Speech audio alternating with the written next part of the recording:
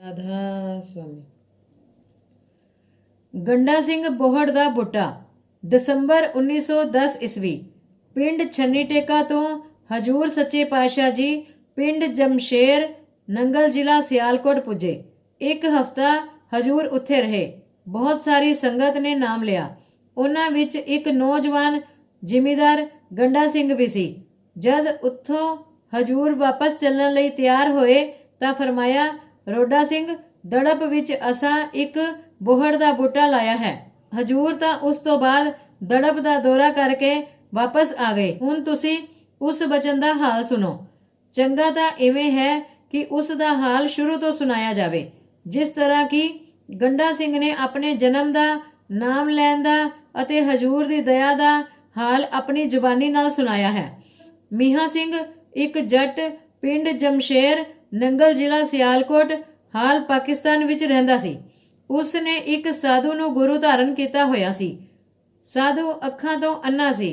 ਇੱਕ ਵਾਰੀ ਉਹ ਸਾਧੂ ਆਪਣੇ ਇੱਕ ਚੇਲੇ ਨੂੰ ਨਾਲ ਲੈ ਕੇ ਮੀਹਾਂ ਸਿੰਘ ਦੇ ਘਰ ਆਇਆ। ਮੀਹਾਂ ਸਿੰਘ ਨੇ ਬੜੇ ਆਦਰ ਸਨਮਾਨ ਨਾਲ ਉਸ ਨੂੰ ਪਲੰਗ ਉੱਤੇ ਬਿਠਾਇਆ। ਉਸ ਦੀ ਧਰਮ ਪਤਨੀ ਨੇ ਇੱਕ ਸ਼ੱਕਰ ਦੀ ਥਾਲੀ ਲਿਆ ਕੇ ਸਾਧੂ ਦੇ ਚਰਨਾਂ ਤੇ ਰੱਖ ਕੇ ਮੱਥਾ ਟੇਕਿਆ। ਉਸ ਦੇ ਚੇਲੇ ਨੇ ਕਿਹਾ, ਬਾਬਾ ਜੀ, ਬੀਬੀ ਇੱਕ ਸ਼ੱਕਰ ਦੀ ਥਾਲੀ ਮੱਥਾ ਟੇਕਦੀ ਹੈ। ਸਾਧੂ ਨੂੰ ਉਸ ਤੇ ਦਇਆ ਆਈ ਅਤੇ ਸ਼ੱਕਰ ਵਿੱਚ ਹੱਥ ਫੇਰਨ ਲੱਗਾ ਅਤੇ ਇੱਕ ਡਲੀ ਫੜ ਕੇ ਕਿਹਾ, ਲੈ ਬੀਬੀ, ਤੈਨੂੰ ਇੱਕ ਲੜਕਾ ਦਿੰਦੇ ਹਾਂ, ਇਸ ਨੂੰ ਪ੍ਰਸ਼ਾਦ ਕਰਕੇ ਖਾ ਲੈ।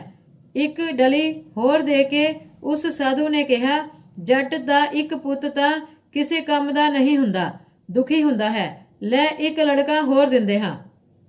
ਕੁਝ ਦਿਨ ਰਹਿ ਕੇ ਸਾਧੂ ਤਾਂ ਚਲਾ ਗਿਆ। ਮੀਹਾਂ ਸਿੰਘ ਦੇ ਘਰ ਇੱਕ ਲੜਕਾ ਪੈਦਾ ਹੋਇਆ, ਜਿਸ ਦਾ ਨਾਮ ਗੰਡਾ ਸਿੰਘ ਰੱਖਿਆ ਗਿਆ। 3 ਸਾਲ ਬਾਅਦ ਦੂਸਰਾ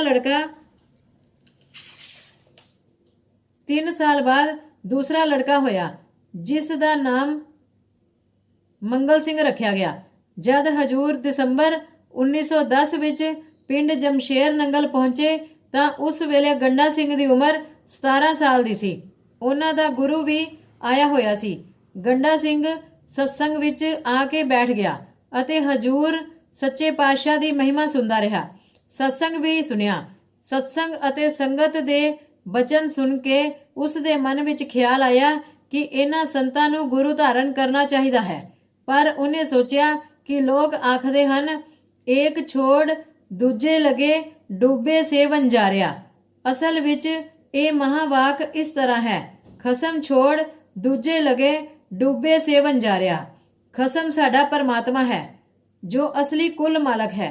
ਜਿਹੜਾ ਉਸ ਨੂੰ ਛੱਡ ਕੇ ਦੂਸਰੇ ਦੀ ਪੂਜਾ ਕਰਦਾ ਹੈ, ਉਹ 84 ਲੱਖ ਜੂਨੀ ਸਮੁੰਦਰ ਵਿੱਚ ਡੁੱਬ ਜਾਂਦਾ ਹੈ। ਪਰ ਆਮ ਦੁਨੀਆ ਇਸ ਤਰ੍ਹਾਂ ਬੋਲਦੀ ਹੈ, ਏਕ ਛੋੜ ਦੂਜੇ ਲਗੇ ਡੁੱਬੇ ਸੇ ਵੰਜਾਰਿਆ। ਇਸ ਦਾ ਮਤਲਬ ਇਸ ਤਰ੍ਹਾਂ ਲਿਆ ਜਾਂਦਾ ਹੈ ਕਿ ਜਿਹੜਾ ਪਹਿਲੇ ਗੁਰੂ ਨੂੰ ਛੱਡ ਕੇ ਦੂਜੇ ਦੇ ਮਗਰ ਲੱਗੇ, ਉਹ ਡੁੱਬ ਜਾਂਦਾ ਹੈ। ਗੰਡਾ ਸਿੰਘ ਇਹ ਵਿਚਾਰ ਕਰਦਾ ਹੋਇਆ ਆਪਣੇ ਸਿੱਧ ਗੁਰੂ ਦੇ ਪਾਸ ਪੁੱਜਾ। ਅਰਜ਼ ਕੀਤੀ, ਮਹਾਰਾਜ ਜੀ, ਇੱਥੇ ਇੱਕ ਸੰਤ ਰਾਧਾ ਸਵਾਮੀ ਆਏ ਹੋਏ ਹਨ। ਉਹਨਾਂ ਦੀ ਸੰਗਤ ਤੋਂ ਸੁਣਿਆ ਹੈ ਕਿ ਉਹ ਪਰਮਾਤਮਾ ਦੇ ਦਰਸ਼ਨ ਕਰਾ ਦਿੰਦੇ ਹਨ, ਪਰ ਡਰਦਾ ਹਾਂ ਕਿ ਪਹਿਲਾਂ ਆਪ ਨੂੰ ਗੁਰੂ ਧਾਰਨ ਕੀਤਾ ਹੋਇਆ ਹੈ, ਦੂਸਰਾ ਗੁਰੂ ਧਾਰਨ ਕਰਨ ਤੇ ਕਿਤੇ ਨਰਕਾਂ ਨੂੰ ਨਾ ਚਲਿਆ ਜਾਵਾਂ। ਆਪ ਦੱਸੋ ਮੈਂ ਕੀ ਕਰਾਂ।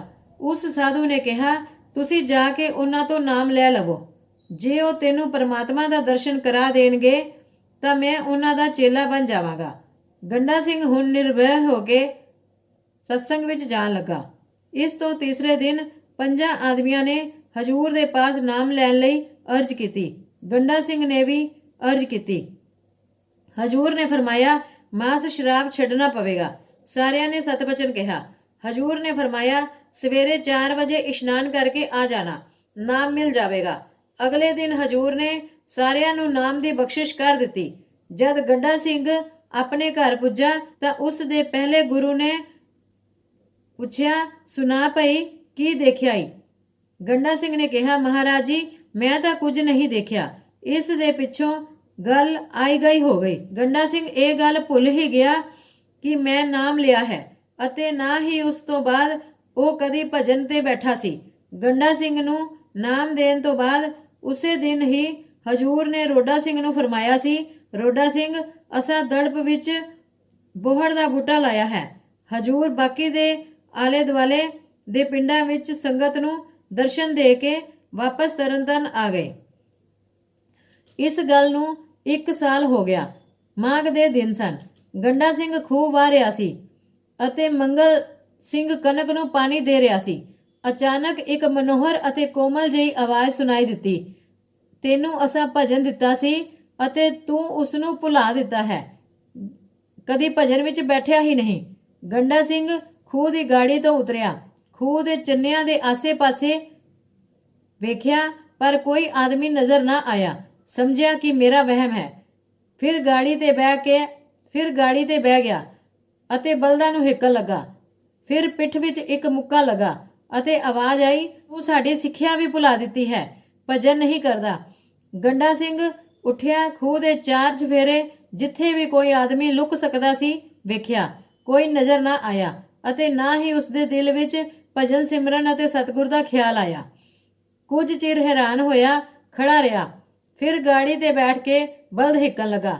ਅਜੇ ਬੈਠਾ ਹੀ ਸੀ ਕਿ ਫਿਰ ਉਹ ਮੁੱਕਾ ਅਤੇ ਉਹ ਆਵਾਜ਼।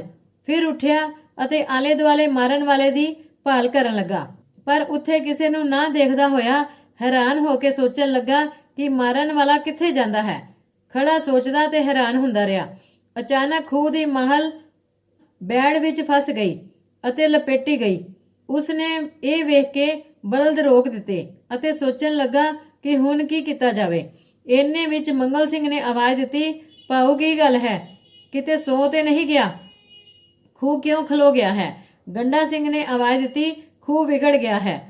ਉਹ ਖੂਹ ਤੇ ਆਇਆ। ਵੇਖ ਕੇ ਕਹਿਣ ਲੱਗਾ, ਚੱਲ ਚਲੀਏ, ਦਿਨ ਨੂੰ ਇਹਨੂੰ ਠੀਕ ਕਰਵਾ ਕੇ ਜੋਵਾਂਗੇ। ਦੋਵੇਂ ਘਰ ਵਾਪਸ ਆ ਗਏ।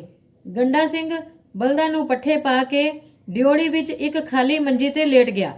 ਅੱਖਾਂ ਬੰਦ ਕਰਨ ਦੀ ਦੇਰ ਸੀ ਕਿ ਉਸ ਨੂੰ ਪ੍ਰਕਾਸ਼ ਨਜ਼ਰ ਆਇਆ ਅਤੇ ਉਸ ਤੋਂ ਬਾਅਦ ਤੋਪਾਂ ਦੇ ਗੋਲਿਆਂ ਦੀ ਆਵਾਜ਼ ਦੀ ਤਰ੍ਹਾਂ ਦੇ ਬੜੇ ਧਮਾਕੇ ਸ਼ੁਰੂ ਹੋ ਗਏ। ਇਹਨੂੰ ਮਾਲੂਮ ਹੋਣ ਲੱਗਾ ਕਿ ਸਿਰ ਪਾਟ ਜਾਵੇਗਾ। ਪਹਿਲਾਂ ਉਸਨੇ ਸੋਚਿਆ ਕਿ ਇੱਥੋਂ ਬਾਹਰ ਭੱਜ ਜਾਵਾਂ, ਪਰ ਫਿਰ ਸੋਚਿਆ ਇੱਕ ਦਿਨ ਮਰਨਾ ਤਾਂ ਹੈ ਹੀ, ਦੇਖੋ ਕੀ ਹੁੰਦਾ ਹੈ। ਉਹਦਾ ਕਹਿਣਾ ਹੈ ਕਿ ਇਵੇਂ ਮਾਲੂਮ ਹੁੰਦਾ ਸੀ ਜਿਵੇਂ ਤੋਪ ਦੇ 36 ਗੋਲੇ ਇੱਕਦਮ ਫਟ ਜਾਣ। ਕੁਝ ਚਿਰ ਐਸਾ ਹੋਇਆ। ਫਿਰ ਇਵੇਂ ਮਾਲੂਮ ਹੋਇਆ ਜਿਵੇਂ ਉਸ ਦੀ ਰੂਹ ਸਰੀਰ ਵਿੱਚੋਂ ਨਿਕਲ ਕੇ ਉੱਪਰ ਨੂੰ ਉੱਡਦੀ ਜਾ ਰਹੀ ਹੈ ਅਤੇ ਜਿੱਥੇ ਆਤਮਾ ਜਾ ਕੇ ਖੜੀ ਹੋਈ ਉੱਥੇ ਇੰਨਾ ਪ੍ਰਕਾਸ਼ ਨਜ਼ਰ ਆਇਆ ਕਿ ਸੂਰਜ ਖੁਦ ਉਸ ਪ੍ਰਕਾਸ਼ ਦੇ ਅੱਗੇ ਸ਼ਰਮਿੰਦਾ ਹੈ। ਗੰਡਾ ਸਿੰਘ ਨੇ ਦੱਸਿਆ, ਜਦ ਮੈਂ ਸਾਹਮਣੇ ਵੇਖਿਆ ਤਾਂ ਹਜੂਰ ਸੱਚੇ ਪਾਤਸ਼ਾਹ ਜੀ ਇੱਕ ਸਿੰਘਾਸਨ ਤੇ ਬਿਰਾਜਮਾਨ ਨਜ਼ਰ ਆਏ। ਮੈਂ ਮੱਥਾ ਟੇਕਿਆ, ਉੱਠ ਕੇ ਅਰਜ਼ ਕੀਤੀ, ਸੱਚੇ ਪਾਤਸ਼ਾਹ ਜੀ ਮੈਂ ਭੁੱਲ ਗਿਆ ਹਾਂ। ਮੈਂ ਤਾਂ ਆਪ ਨੂੰ ਪਹਿਚਾਨਿਆ ਨਹੀਂ, ਮੈਂ ਤਾਂ ਆਪ ਨੂੰ ਭੁਲਾ ਹੀ ਦਿੱਤਾ ਸੀ। ਕਿਰਪਾ ਕਰਕੇ ਜ਼ੁਬਾਨੇ ਮੁਬਾਰਕ ਤੋਂ ਫਰਮਾਓ, ਇਹ ਕਿਹੜੀ ਜਗ੍ਹਾ ਹੈ ਅਤੇ ਆਪ ਅਸਲ ਵਿੱਚ ਕੌਣ ਜੇ? ਤਾਂ ਸਤਿਗੁਰਾਂ ਨੇ ਹੱਸ ਕੇ ਫਰਮਾਇਆ, ਇਹ ਸੱਚਖੰਡ ਹੈ ਅਤੇ ਸਤਪੁਰਸ਼ ਹੀ ਇਸ ਰੂਪ ਵਿੱਚ ਦੇਹ ਧਾਰਨ ਕਰਕੇ ਸੰਗਤ ਵਿੱਚ ਜੀ ਉਧਾਰ ਦਾ ਕੰਮ ਕਰ ਰਹੇ ਹਨ।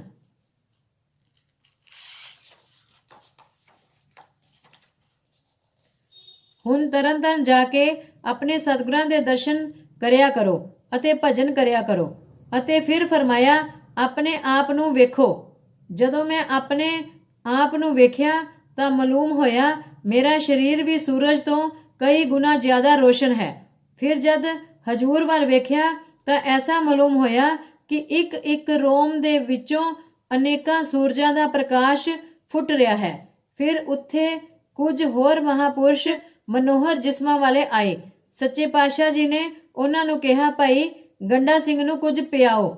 ਉਹਨਾਂ ਨੇ ਇੱਕ ਬਰਤਨ ਵਿੱਚ ਮੈਨੂੰ ਕੁਝ ਸਫੇਦ ਜਿਹੀ ਚੀਜ਼ ਲਿਆ ਦਿੱਤੀ ਤੇ ਕਿਹਾ, ਪੀ ਲਵੋ। ਜਦੋਂ ਮੈਂ ਉਸ ਨੂੰ ਪੀਤਾ ਤਾਂ ਇੱਕ ਅਨੋਖਾ ਸਰੂਰ ਮੇਰੇ ਦਿਮਾਗ ਤੇ ਛਾ ਗਿਆ।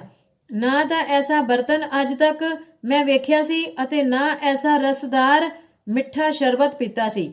ਇਸ ਤੋਂ ਪਿੱਛੋਂ ਸਤਿਗੁਰ ਜੀ ਨੇ ਹੁਕਮ ਦਿੱਤਾ, ਅੱਛਾ ਗੰਡਾ ਸਿੰਘ ਚਲੋ ਘਰ।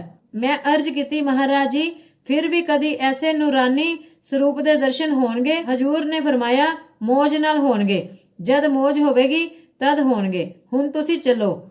ਮੈਨੂੰ ਇਵੇਂ ਮਾਲੂਮ ਹੋਇਆ ਕਿ ਜਿਵੇਂ ਮੈਂ ਕਿਤੇ ਥੱਲੇ ਡਿੱਗ ਪਿਆ ਹਾਂ। ਮੈਂ ਡਰ ਕੇ ਅੱਖਾਂ ਖੋਲ ਦਿੱਤੀਆਂ ਤਾਂ ਕੀ ਵੇਖਦਾ ਹਾਂ ਕਿ ਮੈਂ ਉਸੇ ਮੰਜੀ ਤੇ ਪਿਆ ਹੋਇਆ ਹਾਂ। ਇੰਨੇ ਚਿਰ ਵਿੱਚ ਦਿਨ ਚੜ ਗਿਆ। ਮੈਂ ਉੱਠਿਆ ਅਤੇ ਦਿਲ ਵਿੱਚ ਬੜਾ ਖੁਸ਼ ਹੋਇਆ। ਖੁਸ਼ੀ ਨਾਲ ਫੁੱਲਿਆ ਨਹੀਂ ਸੀ ਸਮਾਉਂਦਾ। ਘਰ ਵਾਲਿਆਂ ਨੇ ਵੇਖਿਆ ਤੇ ਪੁੱਛਿਆ, ਕੀ ਗੱਲ ਹੈ, ਬਹੁਤ ਖੁਸ਼ ਹੈ, ਤੇਰਾ ਰੰਗ ਵੀ ਚਮਕਦਾ ਹੈ। ਮੈਂ ਟਾਲ ਕੇ ਤੇ ਬਾਹਰ ਚਲਾ ਗਿਆ। ਜਾ ਕੇ ਸਤਸੰਗੀ ਭਰਾਵਾਂ ਨੂੰ ਪੁੱਛਿਆ ਕਿ ਤਰਨਤਾਰਨ ਕਦੋਂ ਜਾਣਾ ਹੈ। ਉਹਨਾਂ ਕਿਹਾ ਕਿ ਥੋੜੇ ਦਿਨਾਂ ਨੂੰ ਫੱਗਣ ਦੀ ਮੱਸਿਆ ਹੈ, ਫਿਰ ਚੱਲਾਂਗੇ। ਤਾਂ ਗੰਡਾ ਸਿੰਘ ਨੇ ਕਿਹਾ, ਮੈਨੂੰ ਵੀ ਨਾਲ ਲੈ ਚੱਲਣਾ। ਉਹਨਾਂ ਨੇ ਨਾਲ ਲੈ ਜਾਣ ਦਾ ਵਾਅਦਾ ਕੀਤਾ। ਮੱਸਿਆ ਤੋਂ 2 ਦਿਨ ਪਹਿਲਾਂ ਹਜੂਰ ਦੇ ਚਰਨਾਂ ਵਿੱਚ ਜਾ ਹਾਜ਼ਰ ਹੋਏ ਅਤੇ ਮੱਥਾ ਟੇਕਿਆ। ਗੰਡਾ ਸਿੰਘ ਨੇ ਖੜੇ ਹੋ ਕੇ ਅਰਜ਼ ਕੀਤੀ, ਮਹਾਰਾਜ ਜੀ, ਮੈਂ ਭੁੱਲ ਗਿਆ ਸੀ। ਮੈਂ ਆਪ ਜੀ ਨੂੰ ਭੁਲਾ ਦਿੱਤਾ ਸੀ। ਆਪ ਨੇ ਬੜੀ ਦਇਆ ਕੀਤੀ, ਮੈਨੂੰ ਫਿਰ ਯਾਦ ਕਰਾਇਆ। ਹਜੂਰ ਨੇ ਕਿਹਾ, ਅੱਛਾ, ਫਿਕਰ ਨਾ ਕਰੋ, ਜੋ ਸੰਤ ਚਾਹਣ ਕਰ ਸਕਦੇ ਹਨ। ਆਪਣੇ ਪਹਿਲੇ ਗੁਰੂ ਨੂੰ ਕੁਝ ਨਾ ਦੱਸਣਾ। ਉਸ ਦਾ ਕਰਮ ਇੰਨਾ ਉੱਚਾ ਨਹੀਂ ਹੈ ਕਿ ਉਹਨੂੰ ਨਾਮਦਾਨ ਬਖਸ਼ਿਆ ਜਾਵੇ। ਇਸ ਲਈ ਤੂੰ ਚੁੱਪ ਰਹੀ। ਸਾਰੇ ਮੱਸਿਆ ਤੇ ਸਤਸੰਗ ਸੁਣਦੇ ਰਹੇ। ਮੱਸਿਆ ਤੋਂ ਬਾਅਦ ਹਜੂਰ ਨੇ ਸਭ ਨੂੰ ਜਾਣ ਦੀ ਆਗਿਆ ਦੇ ਦਿੱਤੀ ਅਤੇ ਸੰਗਤ ਵਾਪਸ ਘਰਾਂ ਨੂੰ ਆ ਗਈ। ਗੰਡਾ ਸਿੰਘ ਨੇ ਦੱਸਿਆ ਕਿ ਪਹਿਲਾਂ ਪਹਿਲ ਤਾਂ ਹਜੂਰ ਦੇ ਚਰਨਾਂ ਵਿੱਚ ਸੱਚਖੰਡ ਮੈਂ ਕਦੀ-ਕਦੀ 2-2.5 ਮਹੀਨਿਆਂ ਵਿੱਚ ਸ਼ਬਦ ਦੇ ਨਾਲ ਪਹੁੰਚ ਜਾਂਦਾ। ਮੈਨੂੰ ਰਸਤੇ ਵਿੱਚ ਸਤਿਗੁਰ ਦਾ ਸਰੂਪ ਨਜ਼ਰ ਨਹੀਂ ਆਉਂਦਾ ਸੀ। ਜਦ ਸੱਚਖੰਡ ਪਹੁੰਚ ਜਾਂਦਾ ਤਾਂ ਸਤਿਪੁਰਸ਼ ਦਾ ਸਰੂਪ, ਸਤਿਗੁਰ ਦਾ ਸਰੂਪ ਹੀ ਨਜ਼ਰ ਆਉਂਦਾ। ਹੌਲੀ-ਹੌਲੀ, ਛੇਤੀ-ਛੇਤੀ, ਮਤਲਬ ਮਹੀਨੇ ਦੇ ਬਾਅਦ, ਫਿਰ ਹਫ਼ਤੇ ਦੇ ਬਾਅਦ, ਫਿਰ ਰੋਜ਼ਾਨਾ ਦਰਸ਼ਨ ਹੋਣ ਲੱਗੇ। ਮੈਂ ਆਪਣੀ ਮਰਜ਼ੀ ਦੇ ਮੁਤਾਬਕ ਜਦ ਚਾਹਾਂ ਦਰਸ਼ਨ ਨਹੀਂ ਕਰ ਸਕਦਾ। ਸ਼ਬਦ ਆਪਣੀ ਮੌਜ ਨਾਲ ਲੈ ਜਾਂਦਾ ਸੀ। ਫਿਰ ਇਵੇਂ ਹੋਇਆ, ਜਦ ਚਾਹੂੰ ਅੰਤਰ ਜਾ ਕੇ ਦਰਸ਼ਨ ਕਰਨ ਲੱਗਾ। ਆਪਣੀ ਮਰਜ਼ੀ ਨਾਲ ਆਉਣ ਜਾਉਣ ਤੇ ਰਾਹ ਦੀਆਂ ਮੰਜ਼ਲਾਂ ਦੀ ਖੂਬ ਸੈਰ ਕੀਤੀ। ਇਸ ਦੇ ਬਾਅਦ ਐਸੀ ਹਾਲਤ ਹੋ ਗਈ ਕਿ ਜਦ ਕਦੀ ਹਜੂਰ ਦੇ ਸਤਸੰਗ ਵਿੱਚ ਜਾਂ ਕਦੀ ਭਾਈ ਰੋਡਾ ਸਿੰਘ ਦੇ ਸਤਸੰਗ ਵਿੱਚ ਬੈਠਾ ਹੁੰਦਾ ਅਤੇ ਸਤਸੰਗ ਵਿੱਚ ਜਦ ਕਦੀ ਅੰਤਰ ਦੇ ਕਿਸੇ ਅਸਥਾਨ ਦਾ ਜ਼ਿਕਰ ਹੁੰਦਾ ਤਾਂ ਰੂਹ ਝਟਪਟ ਉੱਥੇ ਪਹੁੰਚਣ ਨੂੰ ਉਤਾਵਲੀ ਹੋ ਜਾਂਦੀ। ਇਸ ਲਈ ਮੈਂ ਸਤਸੰਗ ਵਿੱਚ ਬੈਠਾ ਆਪਣਾ ਖਿਆਲ ਬਾਹਰ ਵੱਲ ਰੱਖਦਾ।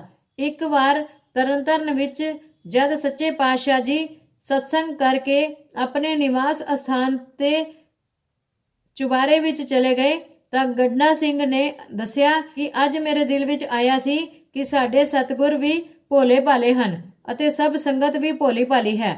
ਇਹ ਸੋਚ ਕੇ ਕਿ ਉਸੇ ਵੇਲੇ ਹਜੂਰ ਨੇ ਬਾਣੀ ਦੇ ਅਰਥ ਕਰਦਿਆਂ ਕਿਹਾ ਕਿ ਭਾਈ ਲੋਕ ਸਮਝਦੇ ਹਨ ਕਿ ਸੰਤ ਭੋਲੇ ਭਾਲੇ ਹਨ। ਇਸ ਤਰ੍ਹਾਂ ਨਹੀਂ ਹੈ। ਸੰਤ ਸਭ ਕੁਝ ਜਾਣਦੇ ਹਨ, ਪਰ ਸੰਤਾਂ ਦਾ ਦਿਲ ਦਇਆ ਦਾ ਭੰਡਾਰ ਅਤੇ ਬੜਾ ਵਿਸ਼ਾਲ ਹੈ। ਸੰਤ ਸਭਨਾਂ ਦੇ ਔਗਣ ਵੇਖ ਕੇ ਚੁੱਪ ਰਹਿੰਦੇ ਹਨ। ਸਤਸੰਗ ਵਿੱਚ ਕਿ ਇਹ ਜੀਵ ਤਾਂ ਭੁੱਲੇ ਹੋਏ ਹਨ, ਮਨ ਮਾਇਆ ਦੇ ਵਸ ਵਿੱਚ ਹਨ। ਇਹਨਾਂ ਨਾਲ ਨਾਰਾਜ਼ਗੀ ਕਾਹਦੀ? ਅਸੀਂ ਭੋਲੇ ਭਾਲੇ ਅਤੇ ਅਣਜਾਣ ਨਹੀਂ ਹਾਂ। ਇਹ ਬਚਨ ਸੁਣ ਕੇ ਮਨ ਵਿੱਚ ਲੱਜਿਤ ਹੋਇਆ ਕਿ ਇਹ ਖਿਆਲ ਤਾਂ ਮੇਰੇ ਮਨ ਵਿੱਚ ਹੀ ਪੈਦਾ ਹੋਇਆ ਸੀ। ਇੱਕ ਵਾਰੀ ਭਾਈ ਗੰਡਾ ਸਿੰਘ ਨੇ ਬਚਨ ਕੀਤਾ ਕਿ ਮੈਂ ਤਾਂ ਘਰ ਵਿੱਚ ਬੈਠਾ ਹੀ ਜਦ ਚਾਹਾਂ ਦਰਸ਼ਨ ਕਰ ਲੈਂਦਾ ਹਾਂ। ਇੱਥੇ ਇਸ ਲਈ ਆਉਂਦਾ ਹਾਂ ਕਿ ਮੇਰੇ ਸਤਸੰਗੀ ਭਾਈ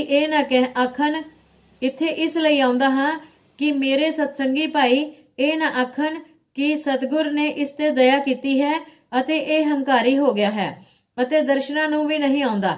ਹਜੂਰ ਸੱਚੇ ਪਾਤਸ਼ਾਹ ਜੀ ਨੇ ਗੰਡਾ ਸਿੰਘ ਨੂੰ ਸੰਗ ਕਰਨ ਦਾ ਹੁਕਮ ਦਿੱਤਾ ਸੀ ਅਤੇ ਉਹ ਅਨੁਰਾਗ ਸਾਗਰ ਗ੍ਰੰਥ ਕਬੀਰ ਸਾਹਿਬ ਜੀ ਦਾ, ਜਿਸ ਵਿੱਚ ਉਤਪਤੀ ਦਾ ਬਹੁਤ ਹਾਲ ਹੈ, ਬਹੁਤ ਖੋਲ ਕੇ ਸਤਸੰਗ ਕਰਦਾ ਸੀ।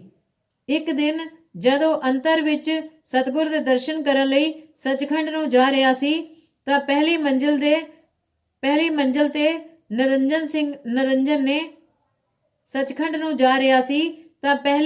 ਤੇ ਨਰਿੰਜਨ ਨੇ ਗੰਡਾ ਸਿੰਘ ਨੂੰ ਕਿਹਾ, ਜਿਸ ਗ੍ਰੰਥ ਦਾ ਚਾਹੇ ਸਤਸੰਗ ਕਰਿਆ ਕਰ, ਪਰ ਅਨੁਰਾਗ ਸਾਗਰ ਨਾ ਪੜਿਆ ਕਰੋ। ਗੰਡਾ ਸਿੰਘ ਨੇ ਜਵਾਬ ਦਿੱਤਾ, ਮੈਂ ਤਾਂ ਪੜੂੰਗਾ। ਨਰਿੰਜਨ ਨੇ ਕਿਹਾ, ਦੁਖੀ ਹੋਵੇਗਾ। ਉਸ ਨੇ ਜਵਾਬ ਦਿੱਤਾ, ਪਰਵਾਹ ਨਹੀਂ। ਕੁਝ ਦਿਨ ਪਿੱਛੋਂ ਗੰਡਾ ਸਿੰਘ ਨੇ ਆਪਣੇ ਲੜਕੇ ਹਜ਼ਾਰਾ ਸਿੰਘ ਦੀ ਸ਼ਾਦੀ ਕੀਤੀ। ਲੜਕੀ ਘਰ ਆਉਂਦਿਆਂ ਹੀ ਬਿਮਾਰ ਹੋ ਗਈ ਅਤੇ ਪਹਿਲੀ ਰਾਤ ਹੀ ਮਰ ਗਈ। ਕੁਝ ਸਮੇਂ ਪਿੱਛੋਂ ਉਸ ਨੇ ਦੂਸਰਾ ਅਤੇ ਤੀਸਰਾ ਵਿਆਹ ਕੀਤਾ, ਪਰ ਪਹਿਲੇ ਵਾਂਗ ਹੀ ਬਹੂ ਘਰ ਆਉਂਦੀ ਪਹਿਲੀ ਰਾਤ ਹੀ ਮਰ ਜਾਂਦੀ। ਨਰਿੰਜਨ ਨੇ ਫਿਰ ਗੰਡਾ ਸਿੰਘ ਨੂੰ ਕਿਹਾ, ਅਜੇ ਵੀ ਤੋਬਾ ਕਰ ਲੈ ਅਤੇ ਅਨੁਰਾਗ ਸਾਗਰ ਪੜ੍ਹਨਾ ਬੰਦ ਕਰ ਦੇ। ਗੰਡਾ ਸਿੰਘ ਨੇ ਆਖਿਆ, ਮੈਂ ਲੜਕੇ ਦੀ ਸ਼ਾਦੀ ਹੀ ਨਹੀਂ ਕਰਾਂਗਾ। ਇੱਕ ਵਾਰ ਜਦ ਗੰਡਾ ਸਿੰਘ ਆਪਣੇ ਸਤਸੰਗੀਆਂ ਦੇ ਨਾਲ ਹਜੂਰ ਦੇ ਦਰਸ਼ਨਾਂ ਨੂੰ ਤਰਨਤਨ ਆਇਆ ਹੋਇਆ ਸੀ ਤਾਂ ਝੰਡਾ ਸਿੰਘ ਸਤਸੰਗੀ ਨੇ ਅਰਜ਼ ਕੀਤੀ, ਸੱਚੇ ਪਾਤਸ਼ਾਹ ਜੀ, ਗੰਡਾ ਸਿੰਘ ਨੇ ਆਪਣੇ ਲੜਕੇ ਦੀ 3 ਵਾਰ ਸ਼ਾਦੀ ਕੀਤੀ ਹੈ, ਪਰ ਕਾਲ ਇਸ ਦਾ ਘਰ ਵਸਣ ਨਹੀਂ ਦਿੰਦਾ। ਪਹਿਲੇ ਦਿਨ ਆਉਂਦਿਆਂ ਹੀ ਬਹੂ ਮਰ ਜਾਂਦੀ ਹੈ। ਤਾਂ ਸੱਚੇ ਪਾਤਸ਼ਾਹ ਜੀ ਨੇ ਹੁਕਮ ਦਿੱਤਾ, ਗੰਡਾ ਸਿੰਘ ਹੁਣ ਹਜ਼ਾਰਾ ਸਿੰਘ ਦੀ ਸ਼ਾਦੀ ਕਰ ਦੇ, ਹੁਣ ਬਹੂ ਨਹੀਂ ਮਰੇਗੀ। ਇਸ ਤੋਂ ਕੁਝ ਦਿਨ ਬਾਅਦ ਹਜ਼ਾਰਾ ਸਿੰਘ ਦਾ ਵਿਆਹ ਕੀਤਾ ਗਿਆ ਅਤੇ ਸਤਿਗੁਰਾਂ ਦੇ ਬਚਨ ਅਨੁਸਾਰ ਉਸ ਦੀ ਬਹੂ ਜਿੰਦਾ ਰਹੀ ਅਤੇ ਹੁਣ ਉਸ ਪਰਿਵਾਰ ਦੀ ਵੇਲ ਵੱਧ ਰਹੀ ਹੈ। ਇੱਕ ਵਾਰ ਕਿਸੇ ਆਦਮੀ ਨੇ ਗੰਡਾ ਸਿੰਘ ਨੂੰ ਗਵਾਹ ਲਿਖਾ ਦਿੱਤਾ। ਸੰਮਨ ਆਏ ਤਾਂ ਉਸ ਨੂੰ ਪਤਾ ਲੱਗਾ ਤੇ ਤਰੀਕ ਤੇ ਗਿਆ।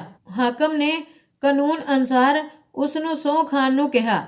ਕਹੋ, ਮੈਂ ਦੁੱਧ ਪੁੱਤ ਜਾਣ ਕੇ ਜੋ ਆਖੂੰਗਾ ਸੱਚ ਆਖੂੰਗਾ। ਗਵਾਹੀ ਝੂਠੀ ਸੀ। ਸਹੁੰ ਖਾਣ ਦੀ ਥਾਂ ਤੇ ਗੰਡਾ ਸਿੰਘ ਹੱਸ ਪਿਆ।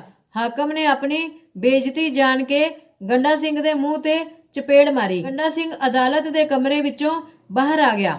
ਹਾਕਮ ਸਿੰਘ ਦੇ ਪੇਟ ਵਿੱਚ ਇੰਨੀ ਦਰਦ ਸ਼ੁਰੂ ਹੋਈ ਕਿ ਉਹ ਕੁਰਸੀ ਤੋਂ ਡਿੱਗ ਕੇ ਜ਼ਮੀਨ ਤੇ ਲੇਟਣ ਲੱਗਾ। ਕਿਸੇ ਭੇਤੀ ਨੇ ਦੱਸਿਆ, ਜਿਸ ਨੂੰ ਤੂੰ ਮੂੰਹ ਤੇ ਚਪੇੜ ਮਾਰੀ ਹੈ ਉਹ ਸਾਈਂ ਲੋਕ ਹੈ। ਇਹ ਸਾਰਾ ਨਤੀਜਾ ਉਸ ਦਾ ਹੀ ਹੈ। ਇਹ ਗੱਲ ਉਹਦੀ ਸਮਝ ਵਿੱਚ ਆ ਗਈ। ਬੜੀ ਮੁਸ਼ਕਿਲ ਨਾਲ ਬਾਹਰ ਆਇਆ ਅਤੇ ਗੰਡਾ ਸਿੰਘ ਦੇ ਚਰਨੀ ਢਹਿ ਪਿਆ। ਭਾਈ ਗੰਡਾ ਸਿੰਘ ਹੱਸ ਪਿਆ ਅਤੇ ਕਹਿਣ ਲੱਗਾ, ਭਾਈ ਉਠੋ। ਤਾਂ ਉਸ ਨੂੰ ਆਰਾਮ ਆ ਗਿਆ। ਹਾਕਮ ਨੇ ਗੰਡਾ ਸਿੰਘ ਦੀ ਕੁਝ ਸੇਵਾ ਕਰਨੀ ਚਾਹੀ, ਪਰ ਗੰਡਾ ਸਿੰਘ ਨਾ ਮੰਨਿਆ ਅਤੇ ਵਾਪਸ ਆਪਣੇ ਪਿੰਡ ਆ ਗਿਆ।